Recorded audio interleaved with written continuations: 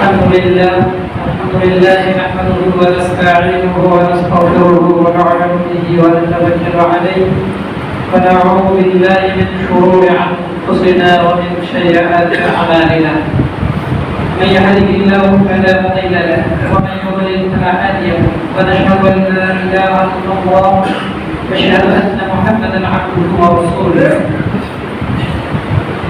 يا أيها الذين آمنوا اتقوا الله حق تقاته ولا تموتن إلا وأنتم مسلمون يا أيها الناس اتقوا ربكم الذي خلقكم من نفس واحدة وخلق منها زوجها وبث منهما رجالا كثيرا ونساء واتقوا الله الذي تساءلون به والأرحام إن الله كان عليكم رقيبا يا أيها الذين آمنوا اتقوا الله وقولوا قولا سديدا يصلح لكم أعمالكم ويغفر لكم ذنوبكم ومن يطع الله ورسوله فقد فاز فوزا عظيما أما بعد فإن خير الحديث كتاب الله وخير الهدي هدي محمد صلى الله عليه وسلم وشر الأمور محدثاتها وكل محدثة بدعة وكل بدعة ضلالة وكل ضلالة في النار أما بعد أعوذ بالله من الشيطان الرجيم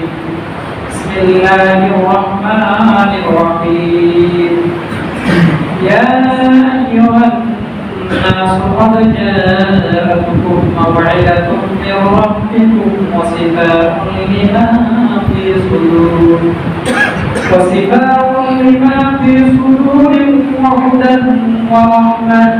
وهدى ورحمة للمؤمنين قل بفضل الله وبرحمته فبذلك فليفرحوا هو خير مما يجمعون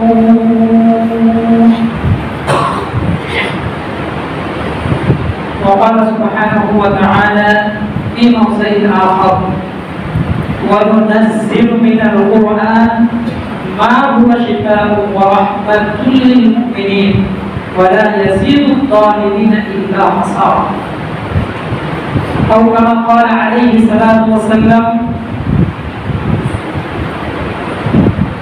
لا يدخل الجنة من كان في قلبه مثقال ذرة من كبر قال الرجل يحب أن يكون ثوبه حسنا ونعله حسنا قال عليه الصلاة والسلام إن الله جميل يحب الجمال إن الله جميل يحب الجمال الكبر بطر الحق وغض الناس رواه المسلم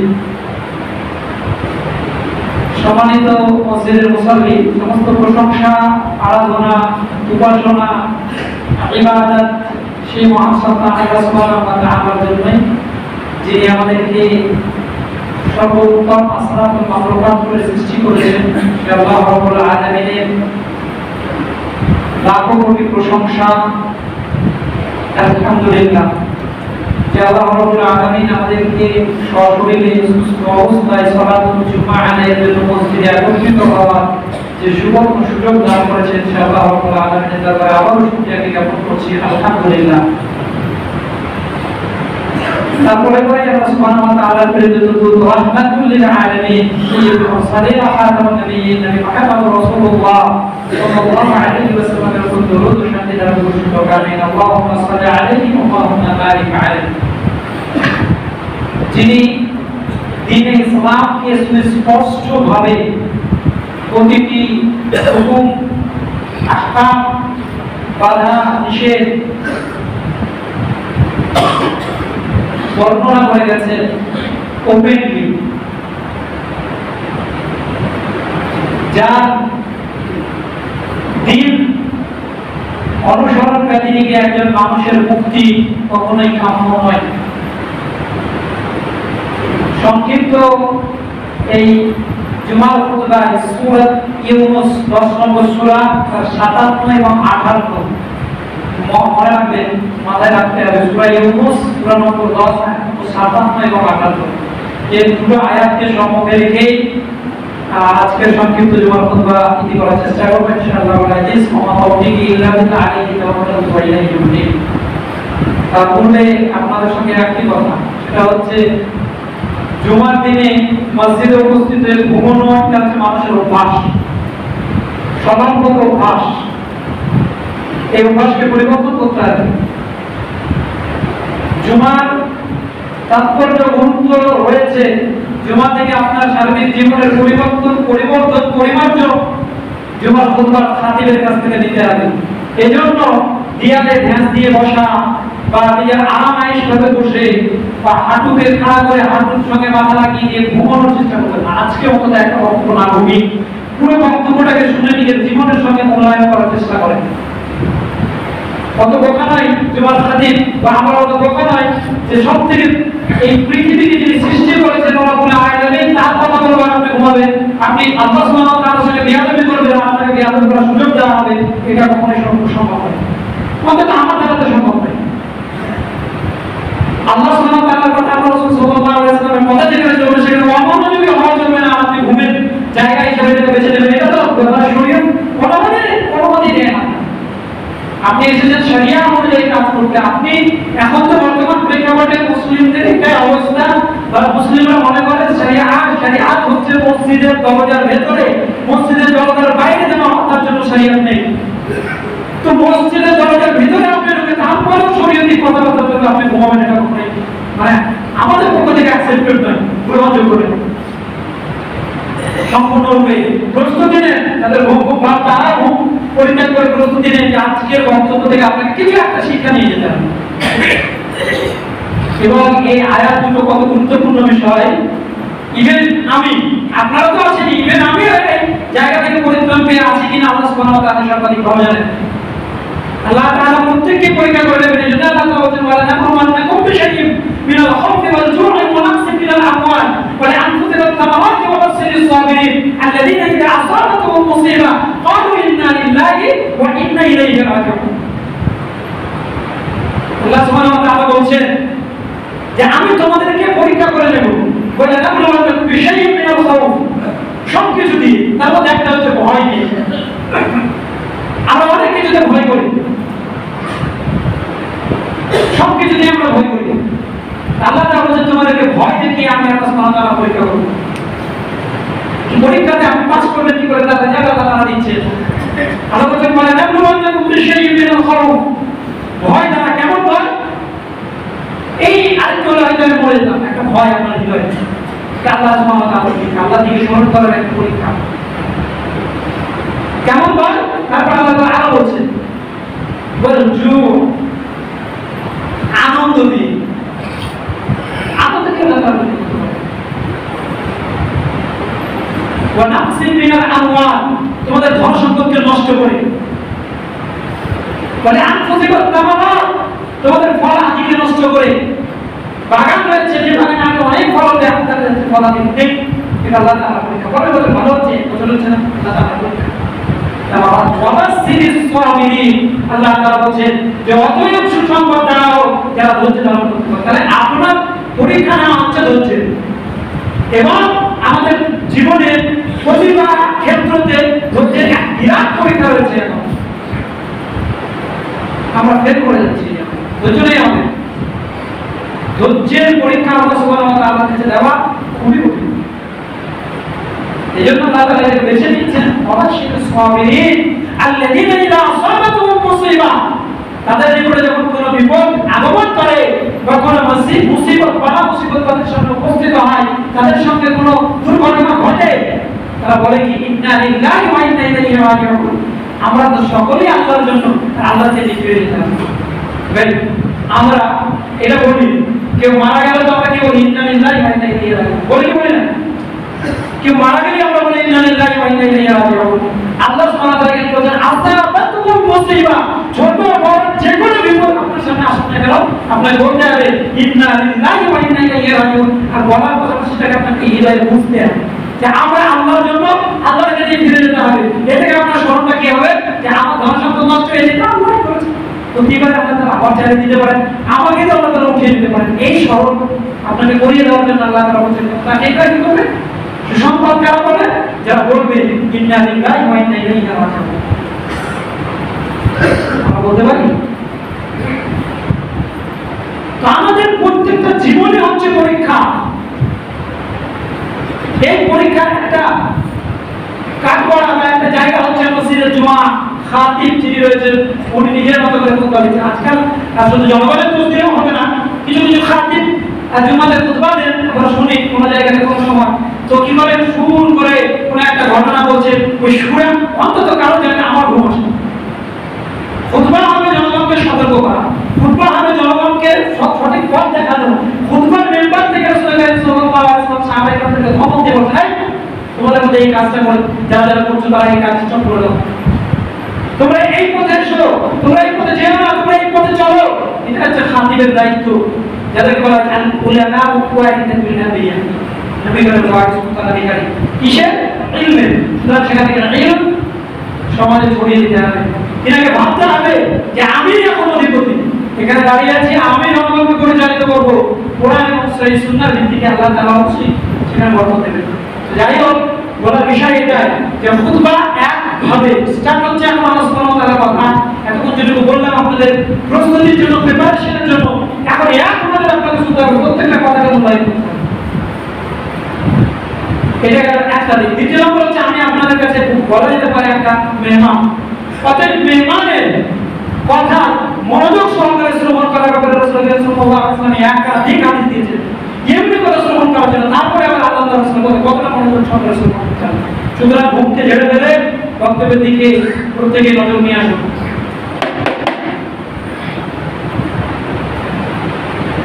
সূরা ইউনূসের 57 নম্বর আয়াতে আল্লাহ তাআলা সমগ্র মানব জাতিকে আহ্বান করছেন, সমগ্র মানব জাতিকে, কে মুসলিম, কে হিন্দু, কে জৈন, কে বৌদ্ধ, কে খ্রিস্টান, এখানে ভাগাভাগি আল্লাহ তাআলা করেন।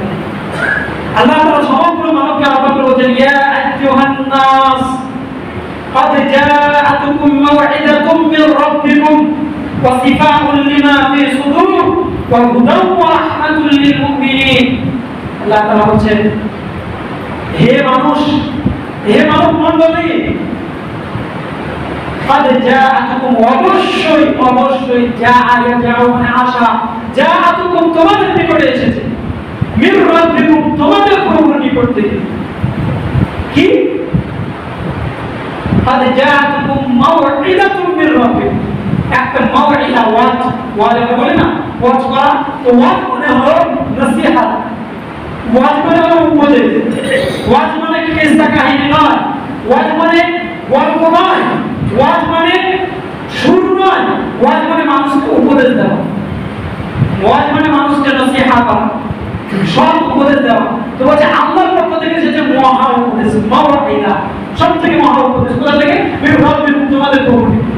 সেটা হচ্ছে কোরআনুল কারীম। কিসের জন্য এসেছে? আল্লাহর পক্ষ থেকে এসেছে মহা উপদেশ। উপদেশ মানুষকে কেন দেওয়া হয়? সাধারণভাবে আপনি আপনার সন্তান থেকে ভাই, ছোট ভাইকে বা আপনি আরো পাড়া প্রতিবেশীকে আপনি উপদেশ কেন দেন? যাতে করে সে ভুল রাস্তায় না গিয়ে সঠিক রাস্তা পথ অবলম্বন করে দুনিয়াবী জীবনে সফলতা অর্জন করে।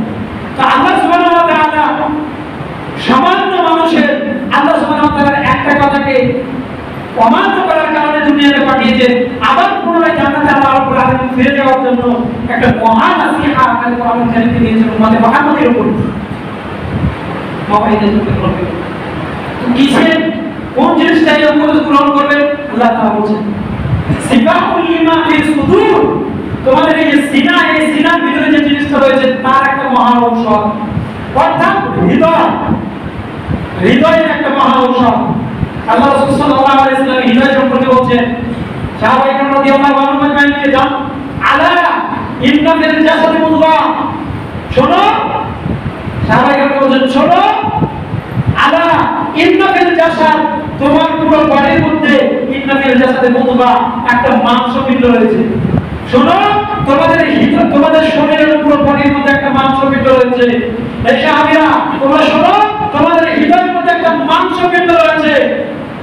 আলা ইন্না ফিল জাসাদি মুদগা ইযা সালাহাত সালাহাল জাসাদু কুল্লু, যদি ওই মাংসপিণ্ডটা সোজা থাকে, সোজা পথে চলে, তো তোমার পুরো বডি, হাত পা, চোখ কান নাক মুখ সব সোজা চলবে।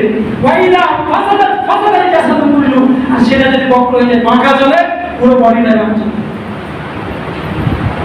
একটা শিক্ষিত মানুষ তার কলম কখনো ডুপ্লিসিটি করতে পারে না, তার হৃদয়টা যদি সোজা থাকে।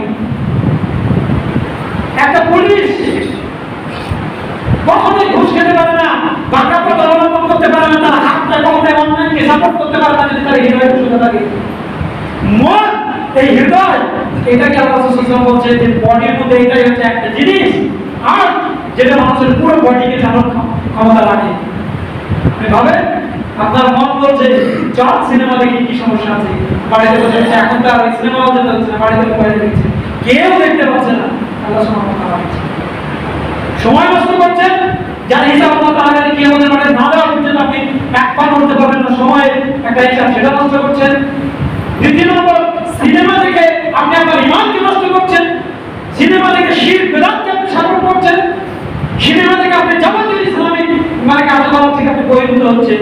যাবতীয় প্রশ্নের সম্মুখীন আপনি কি আপনার হবেন সেদিন। আজকে আপনাকে বলছে আপনার সামনে আমিও উপস্থিত থাকবো ইনশাআল্লাহ। আপনাকে সতর্ক করা হয়েছে না হয়নি আল্লাহ তাআলা জিজ্ঞাসা করবেন। কারণ আল্লাহ তাআলা সূরা মুলকের মধ্যে সুস্পষ্ট কথা বলেছেন, আলাম ইয়াতিকুম নাযীর, তোমার কাছে উপদেশদাতা সতর্ককারী পথ দেখানো মনোভাব কি আসেনি? কারণ বলে আমাদের যে আলামাতির আমরা বলতে অবশ্যই এসেছিল। ফাকাদ্দাবনা, আমরা মিথ্যা মনে করেছিলাম। আরেক কেসে কাহিনী বলেছে চলে গেছে, মিথ্যা মনে করেছিলাম। ফাকাদ্দাবনা ওয়াকুলনা মা আরসালাল্লাহু মিন শাইইন ইন আনতুম ইল্লা ফি দালালিন কাবীর। ও আমরা মনে করেছিলাম মিথ্যা, এই আল্লাহ কিছু অবতীর্ণ করে, এইসব মানুষের বানানো কথা আজকে চলছে। মুসলিমরাও মানে আপনার প্রত্যক্ষভাবে না হলেও পরোক্ষভাবে মুসলিমরাও কোরআন এবং সহিহ সুন্নাহর বিরুদ্ধাচারণ করছে, এটা আমি বিশ্বাস করি এবং এটা প্র্যাকটিক্যালি বাস্তবের রূপ আপনাকে দেখিয়ে দিতে হবে। যেহেতু এটা আজকের বক্তব্যের বিষয় নয়, আমি দিকে এগিয়ে যেতে চাইছিলাম। এটা বলতে চাইছিলাম যে এই হৃদয়ের হচ্ছে চিকিৎসা বা এই হৃদয়কে সোজা করার মহা ঔষধ হচ্ছে পবিত্র কোরআন। ভাই এখানে আমরা উপস্থিত আছি আল্লাহর রাস্তায়। আপনারা বলেন তো যে কয়জন মানুষ আজকে জুমার দিন একটা বিশেষ গুরুত্বপূর্ণ দিন, সূরা কাহফ পড়ার জন্য রাসূল করিম সাল্লাল্লাহু আলাইহি ওয়াসাল্লাম তালিক করেছেন। তো আমি কাহফ ছেড়ে দিলাম। আজকে আপনি গুরুত্বপূর্ণ না ধরলে আজকে আপনার জীবনকে পরিবর্তন করার জন্য কোরআনুল কারীম থেকে অনুবাদ সহ 5টা আয়াত পড়েছেন, 5টি বেশি নয়, পারলেন না 3টা আয়াত পড়েছেন, এমন কোনো ব্যক্তি বুঝতে পারছেন এখানে? একজন বলেন যে আমি আজকে 3টা আয়াত পড়েছি। কিন্তু এখানে প্রত্যেকটা মানুষকে যদি জিজ্ঞাসা করি যে দুনিয়ার জীবনের প্রয়োজনের জন্য আপনি জুমার সালাতে আসার পূর্ব পর্যন্ত দুনিয়ার কোনো কাজ না করে কেউ বুঝতেছে বলেন? সবাই দুনিয়ার ঘুরে ফিরেছে। কিন্তু আল্লাহ সুবহানাহু ওয়া তাআলা যেটা আপনার হৃদয়ে, আপনি যে আজকে অন্যায় করছেন, গান সাপোর্ট করছেন, সমাজের মধ্যে বেপরদাকে সাপোর্ট করছেন, মদ সাপোর্ট করছেন, জুয়া সাপোর্ট করছেন, ঘুষ সাপোর্ট করছেন, আইপিএল এর মতো মহা জুয়াকে আপনি সাপোর্ট করছেন, এই যাবতীয় অন্যায় করছেন, এই হৃদয়টা আপনার রোগাক্রান্ত হয়ে গেছে। এই রোগকে সারিয়ে তোলার মহা ঔষধ পবিত্র করার করতে পারবেন না। ঠিক আপনার জন্য আপনার শ্বাস প্রশ্বাস চলছে, শ্বাস প্রশ্বাস বন্ধ হয়ে গেলে সেই মানুষের কাছে আজকে গিয়ে মুসলিম কোরআন তিলাওয়াত চাওয়া হবে না। কোরআন এসেছে একটা জিন্দা মানুষকে সঠিক পথ দেখানোর জন্য, আর কোরআনকে নিয়ে গেছে মরা মানুষের কাছে তারা জন্য না শুনতে পারবে না, হেদায়েত পাবে না, কিছু বলে দেওয়া হবে।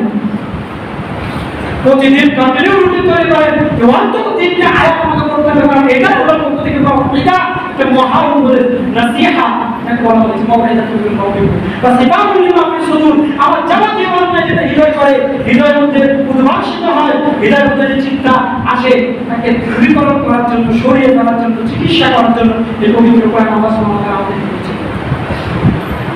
ওয়া রাহমাতুল লিল মুমিনিন, আল্লাহ তাআলা বলেন নবীর মুমিনদের জন্য দয়া। কেন দয়া বলা হলো? আল্লাহ তাআলা দয়া কেন বললেন? আজকে সত্যি বাস্তবতা দেখতে গেলে কোরআন পড়া খুব কঠিন,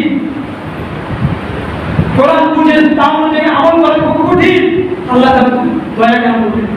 বলছে মুমিন যারা হবে তারা আল্লাহর ভালোবাসায়, আল্লাহ রাসূলের ভালোবাসায় কোরআন এবং সুন্নাহর বহির্ভূত কোনো কাজ করবেন।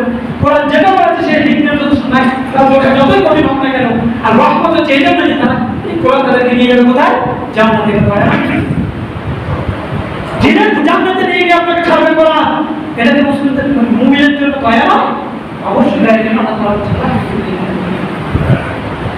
সূরা বনী ইসরাঈলের মধ্যে আল্লাহ তাআলা বলেছেন একই কথা, ওয়া নুনাজ্জিলু মিনাল কুরআন, কোরআনকে আমরা অবতীর্ণ করেছি, ওয়া নুনাজ্জিলু মিনাল কুরআনি মা হুয়া শিফাউন ওয়া রাহমাতুল লিল মুমিনিন, অবশ্যই মুমিনদের জন্য তাদের মানে আরোগ্য স্বরূপ, রোগ মুক্তি স্বরূপ। সুতরাং এই কোরআনুল কারীমকে আপনার আমার হৃদয়ের রোগ, এই রোগ সারানোর মহা ঔষধ হিসেবে আমাদেরকে গ্রহণ করতে হবে। হৃদয়ের রোগ কি? অনেক ব্যাধি রয়েছে, তার মূল উৎস হচ্ছে 2টি। হৃদয়ের ব্যাধির মূল উৎস হচ্ছে 2টি, একটি হচ্ছে নিফাক, একটি হচ্ছে কিবর। একটি হচ্ছে নিফাক, একটি একটা হচ্ছে কিবর, একটা হচ্ছে মুনাফিকি, একটা হচ্ছে অহংকার। একটা হচ্ছে দ্বিচারিতা, একটা হচ্ছে অহংকার। একটা হচ্ছে দ্বিচারিতা, একটা হচ্ছে অহংকার। মনে রাখেন, মনে করেন যে হৃদয় থেকে মূল দুটো রোগ সৃষ্টি হয়, যে যত আমি অন্যায় করি না কেন তার মূল জায়গায় গিয়ে দুটো রোগ পাওয়া যায়। একটা হচ্ছে কিবর, অহংকার, একটা হচ্ছে নিফাক, মুনাফিকি। আজকে মুনাফিকি চরিত্রে আমরা মুনাফিকের চরিত্র কিছু না, আপনি আল্লাহর রাসূল, আল্লাহ তাআলা বলেন যে আতা মুনাফিকুনা কালমা শাহাদাতুল্লাহ রাসূলুল্লাহ ওয়া মান ইয়াশহাদু ইন্নাল মুনাফিকুনা কাযিবুন। মুনাফিকরা সাক্ষ্য দিচ্ছে যে আপনি আল্লাহর রাসূল। আল্লাহ বলেন আমি বলছি আল্লাহ সাক্ষ্য দিচ্ছি, মুনাফিকরা হচ্ছে সত্যের পবিত্র। অত্যন্ত শিকার আপনি আর বলছি কি আমরা মুসলিম, মসজিদে বলছি আমরা মুসলিম, মসজিদ থেকে বেরিয়ে গিয়ে বাইকের পিছনে নিজের স্ত্রীকে দেখাতে দেখাতে নিয়ে চলে যাচ্ছে। এটা মুনাফিকি চরিত্র নয়। আপনি বলছেন আমি মুসলিম, আর আপনার মেয়ের বাড়িতে দিয়ে হচ্ছে বক্স বাজিয়ে, এটা মুনাফিকি না? আপনি কার সঙ্গে মুনাফিকি করছেন? আল্লাহ তাআলা বলেছেন খাতামাল্লাহু আলা কুল্লি মা তাসমিউ ওয়া আসারি শাররুল আযাবিল আযীম। আল্লাহ তাআলা বলেন সরি কি আল্লাহ তাআলা বলেন ফায়াকুনা আল্লাহু আল্লাযিনা আমানু ওয়া ইয়াখতাউনা ইল্লা আনফুসাহুম ওয়া মা ইয়াশউরুন। তারা মনে করছে যে আমরা আল্লাহর রাসূলকে ধোঁকা দিচ্ছি, পক্ষান্তরে তারা নিজেদেরকেই ধোঁকা দিচ্ছে। এটা হলো মুনাফিকি, দ্বিচারিতা। অর্থাৎ আপনি ইসলাম মানার চেষ্টা করছেন, পাশাপাশি আপনি মুসলিম, আবার আপনার সন্তান একবার করে কাউন্সিলর বেড়াতে আপনি একটা প্রতিবাদ করতে পারেন। আপনি পাশাপাশি মুসলিম, আপনার মেয়েরা একদম সাজসজ্জা গ্রহণ করে বিনা পর্দায় রাস্তায় চলছে, আপনি মানা করতে পারেন। এটা হচ্ছে মুনাফিকি। মুনাফিক কাকে বলতো? আল্লাহ রাসূল বলতো আপনার কাছে আছি, আবার মুশরিকদের কাছে কি বলতো আমরা আপনার কাছে আছি। তা আপনি কি করছেন? নামাজ পড়ছেন, বলছেন আমি মুসলিম আছি, আবার অমুসলিমদের কৃষ্টিকালচার গ্রহণ করে বলছেন ওদেরকেও আছে করছে। আবার বলছে কি আর কত গর্বের সঙ্গে বলছে কথা কি যুগ হিসাবে চলতে হবে। আল্লাহ তাআলা বলেন যুগ মানে তো ইসলাম।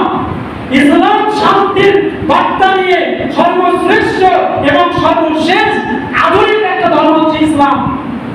পশ্চিমারা এই ইসলামকে ধ্বংস করার জন্য আধুনিকতার লোভ দেখিয়ে নগ্নতার দিকে মুসলিম উম্মাহকে ফেলে দিয়েছে, জেনা ব্যভিচারের দিকে মুসলিম উম্মাহকে ফেলে দিয়েছে, না জায়েজ হারাম কাজের দিকে মুসলিম উম্মাহকে ফেলে দিয়েছে। সময় প্রায় শেষের দিকে। হাদিসের অনুবাদটা না করলে বক্তব্যটা যেন কেমন একটা অসমাপ্ত। 5 মিনিট এক্সট্রা আপনাদের কাছ থেকে আমি আগে চেয়ে নিচ্ছি, তার জন্য যদি কেউ আগে দিতে হন ক্ষমা করবেন। 5 মিনিট এক্সট্রার জন্য আগেই দিচ্ছি, যেহেতু হাদিসের অনুবাদটাই মূল। তো পশ্চিমাদের সভ্যতায় আজকে আমরা গ্রাস হয়ে গেছি এবং ইসলামকে ভুলে গেছি, ইসলামকে ভুলে গেছি। এইভাবে আমরা মুনাফিকের সঙ্গে জড়িত হয়েছি। আরেকটা হচ্ছে কিবর। এই কিবরের সঙ্গে রাসূল করিম সাল্লাল্লাহু আলাইহি ওয়াসাল্লাম যে অহংকার, আপনি বলেন আমার হৃদয়ে অহংকার নেই, টাকা পয়সা পাই আমি তোকে বলি মানুষের সঙ্গে বেশি কত অহংকার নেই, অহংকার ওঠা না। এই সমাজের সমস্ত মানুষকে বলছে দুটো জিনিস আপনি নিয়ে গেলে একটা মুনাফিক একটা হচ্ছে কিবর। কিবরটা আপনার কাছে ধরে নিয়ে যেতে হবে, আর বাড়ি থেকে আপনার স্ত্রীর সঙ্গে আলোচনা করতে হবে যে দেখো তো আমাদের কিবর আছে কিনা। আছে তো অবশ্যই। আল্লাহ রাসূল সাল্লাল্লাহু আলাইহি ওয়াসাল্লাম বলেন লা ইয়াদখুলুল জান্নাতা মান কানা ফি কলবিহি মিসকাল যারাতিন মিন কিবর। সে ব্যক্তি জান্নাতে যাবে না যার হৃদয়ের মধ্যে পরমাণু পরিমাণ অহংকার যার হৃদয়ের মধ্যে বিদ্যমান রয়েছে, সে জান্নাতে যাবে। একজন ব্যক্তি বলছেন না রাবুল ইহিকু আইয়া ওয়ালা ওয়ালা আরজুলি ইয়াকিন মাইয়া কুতুবু হাসান বা না'আলু হাসানাতান। আল্লাহ রাসূল একজন ব্যক্তি এইটা আমি করেছি পাঞ্জাবি একটা নতুন জিন্দার পরে পাঞ্জাবি একটা তারপর হচ্ছে আপনার জুতো সুন্দর, এটা একটা মানুষ পছন্দ করে, ভালোবাসা করতে ভালোবাসে যে আমার ড্রেস করে একটা ভালো লাগে চিকচিক করে, এইটা কি অহংকার? আল্লাহ রাসূল বলেন না, ইন্নাল্লাহ না না বলে তিনি বলেন না আচ্ছা এই আপনি বলছেন মা আল্লাহ তাআলা সুন্দর সুন্দর যেটা না ড্রেস পোশাক একটু সুন্দর হওয়া ভালো। এখানে দেখা যায় গ্রামের মধ্যে মানুষ সবথেকে নোংরা ছেঁড়া গন্ধযুক্ত জামা পরে মসজিদে নামাজ পড়তে আছে, আর বিয়ের বাড়ি যাচ্ছে মেয়ের বাড়ি যাচ্ছে সুন্দর পোশাকটাকে আমরা দেখতে পাই। আউযু বিল্লাহ, আল্লাহর সঙ্গে এই জায়গাতে আল্লাহ কবুল করে আল্লাহ তাআলা সহ্য করবে, এই একটা বিষয়। তারপর আল্লাহ বলছেন অহংকারের সংজ্ঞা দিচ্ছেন দেখেন আর কিবর বাতারুল হাক্কি ওয়া গামতুন নাস। এটা আমরা বক্তব্যের আজকের সারমর্ম। আল্লাহ সাল্লাল্লাহু আলাইহি ওয়াসাল্লাম বলেন অহংকার হলো বাতারুল হক, সত্য জানার পরে না মানা। ভাই এই সমাজে যারা উপস্থিত আছে সত্য আপনি জানেন অথচ মানেন না, এরকম হয়নি? হয়নি? কোন সম্পর্ক হয়েছে কি হয়নি? আপনি সত্যটা জানেন অথচ মানেননি বললে তো সবাই আমরা প্রায় অধিকাংশ একটা স্যাম্পল বলি, স্যাম্পল বেশি গভীরে যেতে চাইছি না। আমরা হৃদয় চিন্তা দেখাবো ভাবনা চিন্তা হচ্ছে এই যে দাড়ি এটা রাখা ফরজ, সুন্নাত বা ওয়াজিব ছেড়ে দেন। কারণ রাসূল সাল্লাল্লাহু আলাইহি ওয়াসাল্লাম বলেন আমাদের রব্বি আমার প্রভু আমাকে আদেশ করেছেন, আল্লাহ আদেশ করেছেন আমাদের রব্বি আকুল লিহিয়ুন, যারা আমি আমার দাড়িকে মাফ করে দাও, কাশফু শাআরি করতে শুরু করি। এটা হচ্ছে আপনি জানেন যে এটা হক, দাঁড়িয়ে রাখতে হবে। যারা রাখেননি আপনি হক জানেন অথচ মানেননি, এটা হচ্ছে হক। এই জায়গা থেকে আমরা কেউ বেঁচে আছি গো? কেউ বেঁচে আছি? আর যদি এই বড় বড় বড় পরিমাণ অহংকার এদের মধ্যে থেকে থাকে, হক জানার পরে যদি না মানি, তো সেই ব্যক্তি জান্নাতে যাবে না। রাসূলুল্লাহ সাল্লাল্লাহু আলাইহি ওয়াসাল্লাম বলেছেন, এবং সবথেকে বিশুদ্ধ হাদিস সহিহ মুসলিমের হাদিসে রাসূলুল্লাহ সাল্লাল্লাহু আলাইহি ওয়াসাল্লাম বলেছেন, আজ থেকে আপনি জেনে গেলেন আপনাকে এখনই মানতে হবে হক। পুরুষদের জন্য দুটো বিধিবিধান দিয়ে যাবে, যেটা পুরুষের উপস্থিত হয়েছে। এক, আপনাকে আজ থেকে তাহজুদ ওপরে কাজ করতে হবে, কেটেই করতে হবে, গুটিয়ে বললে নামাজ শুনতে হবে না। দ্বিতীয় নম্বর, আপনি মুসলিম হিসাবে আপনার সাম্বল, আপনার একটা পরিচিতি, দাঁড়িয়ে আপনাকে বড় করতে হবে। আপনি যদি হক জানা করে না মানে আপনার মধ্যে অহংকার আছে, আপনি জান্নাতে যেতে পারবেন। আপনার নিজেকে পর্দায় রাখতে হবে, আপনি জানেন এটাই হক। আপনি যদি না রাখেন আপনি জান্নাতে যেতে পারবেন। আপনি জানেন আপনার মেয়ে আপনার ছেলেকে গান বাজনায় মুক্ত করা যাবে না, টিভিতে নগ্নতা বাড়িতে ছড়ানো যাবে না, টিভি থেকে বিরত রাখা, এটাই হচ্ছে হক। আপনি জানার পরে যদি আমল না করেন, টিভিকে বাড়ি থেকে সরাতে না পারেন, মোবাইলের অশ্লীলতাকে সরাতে না পারেন, আপনি জান্নাতে যেতে পারবেন না। আমি সরাতে না পারেন এটাই হচ্ছে সাল্লাল্লাহু আলাইহি ওয়াসাল্লাম। সার্বিকভাবে এটা বলতে চাচ্ছি, যেটা হলো সত্য হক, এটা অন্বেষণ করেন, খুঁজে আর খুঁজে সেই হক বা সত্যটাকে মানার চেষ্টা করেন। যদি না মানেন, আপনি জানার পরে যদি না মানেন, আপনি জান্নাতে যেতে পারবেন। মোবাইলে ফালতু সময় নষ্ট না করে আপনি মোবাইলের পিডিএফ বই পড়ুন, বই পড়ে আপনি ইলম সঞ্চয় করে জ্ঞান অর্জন করে, না হলে সহিহ সুন্নাহ যে আগে বলেছে তাদের নিকটে কি জ্ঞান সঞ্চয় করে আর জ্ঞান ভিত্তিক আমল করেন। বাঁচতে হলে মানে বড় করে বাঁচার রাস্তা খুব কঠিন। আরেকটা যে আয়াত আমি তিলাওয়াত করেছি, আল্লাহ সুবহানাহু ওয়া তাআলা তারপরে বলছেন, কুল মুহাম্মদ সাল্লাল্লাহু আলাইহি ওয়াসাল্লাম বলেছেন, আপনি বলে দিন বিফাদলিল্লাহ, এটা আল্লাহর পক্ষ থেকে অনুগ্রহ এই কোরআনুল কারীম। কুল বিফাদলিল্লাহি ওয়া বিরাহমাতিহি, এবং আল্লাহর পক্ষ থেকে এটা আমাদের জন্য দয়া। তারপর বলছেন ফালিযালিকা ফালিয়াফরাহু হুয়া খায়রুম মিম্মা ইয়াজমাউন, এবং তাদেরকে বলে দিন তারা যে সম্পদ দুনিয়াতে জমা করছে 10 লাখ 20 লাখ 1 কোটি 2 কোটি 5 কোটি 5 বিঘা 10 বিঘা 50 বিঘা 60 বিঘা, আল্লাহ সুবহানাহু ওয়া তাআলা বলেন আল্লাহ সম্পদের মালিক কে? আল্লাহ। সম্পদের মালিক কে? আল্লাহ। আল্লাহ তাআলা বলেন নবী আপনি বলে দিন কুল বিফাদলিল্লাহি ওয়া বিরাহমাতিহি ফালিযালিকা ফালিয়াফরাহু, তারা যে জমা করছে তার থেকে ফালিযালিকা ফালিয়াফরাহু হুয়া খায়রুম মিম্মা ইয়াজমাউন, তার থেকে অনেক অনেক অনেক উত্তম হচ্ছে কোরআনুল কারীম জমা করা। আজকে এমন কোন মানুষকে পাবো না যে মানুষটা এখানে এসে গল্প শেষ করতে জমা করেন মধ্যে 50টা সূরা মুখস্থ করছে। দুঃখ হবে চলবে। পরিশেষে আল্লাহর কাছে দোয়া করি যে আমাদের ওই হককে না মেনে অহংকার যেন আমাদের হৃদয়ে না থাকে, হক পেলাম মানে যেন আমরা মানতে পারি, সঙ্গে সঙ্গে মেনে ইহকালীন জীবনকে তুচ্ছ ভেবে এই দুনিয়ার জীবনের মুখে লাথি মেরে পরকালীন সফলতার পথে যেন আমরা ছুটতে পারি। এই কাজে এই মসজিদে যতজন আমরা উপস্থিত রয়েছে, আল্লাহ তুমি তাদের সকলের হৃদয়ে তোমার সেই নূর কোরআনুল কারীমের নূর তুমি সকলের হৃদয়ে জ্বালিয়ে দাও। যারা মারা গেছে তাদের ভুল ত্রুটি যেগুলো হয়ে গেছে তুমি তো রাহমানুর রহিম, তাদের ভুল ত্রুটিগুলো ক্ষমা করে কবরের শাস্তি থেকে তুমি তাদেরকে পরিত্রাণ দাও। আমরা যারা এখনো জীবিত রয়েছে তাদেরকে তুমি কোরআন এবং সহিহ সুন্নাহ অনুযায়ী নিজেদের বাকি জীবনটাকে অতিবাহিত করার জন্য তুমি তৌফিক দান করো। আল্লাহুম্মা আমিন। আল্লাহুম্মা আরিনাল হাক্কা হাক্কান ওয়ারযুকনা ইত্তিবাআহু ওয়া আরিনাল বাতিলা বাতিলান ওয়ারযুকনা ইজতিনাবাহু। আল্লাহুম্মা ইয়াসসির উমুরনা ওয়া নাফির কুলুবানা মিন কিতাবিক ওয়া সুন্নাহ ওয়া নাসমাউন। আল্লাহুম্মা সাল্লি আলা মুহাম্মাদ ওয়া আলা আলি মুহাম্মাদ কামা সাল্লাইতা আলা ইব্রাহিম وعلى آل إبراهيم إنك حميد مجيد. اللهم بارك على محمد وعلى آل محمد كما باركت على إبراهيم وعلى آل إبراهيم إنك حميد مجيد. سبحان ربك رب العزة عما يصفون وسلام على المرسلين والحمد لله رب العالمين. سبحانك اللهم ربنا وبحمدك أشهد أن لا إله إلا أنت أستغفرك وأتوب إليك.